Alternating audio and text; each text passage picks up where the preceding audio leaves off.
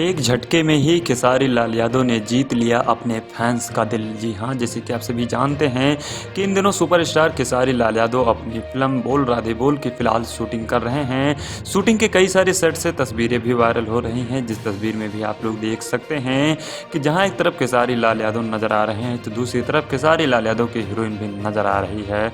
दोस्तों, अक्सर हम देखते हैं कि जब खेसारी लाल यादव के सामने कोई गरीब इंसान अगर नजर आ जाता है तो खेसारी लाल यादव कैसे बर्दाश्त कर सकते हैं। और खेसारी लाल यादव हमेशा से ही गरीबों लोगों की मदद करते रहते हैं कि जब लॉकडाउन था तो लॉकडाउन के समय खेसारी लाल यादव ने सभी गरीब भाइयों की मदद की थी और खेसारी लाल यादव हमेशा से ही लोगों की मदद करते रहते हैं। और आज खेसारी लाल यादव के फैंस का ये सच भी हो गया और खेसारी लाल यादव के फैंस बोल रहे हैं कि सच में आप हमारे भगवान लग रहे हैं। जहाँ एक तरफ लोगों के मसीहा बन जाते हैं खेसारी लाल यादव, तो दूसरी तरफ सच में खेसारी लाल यादव ने ऐसा अवतार लुक भी दिखा दिया है, जिस लुक में भी आप लोग देख सकते हैं कि ऐसा लग रहा है कि खेसारी लाल यादव सच में भगवान लग रहे हैं।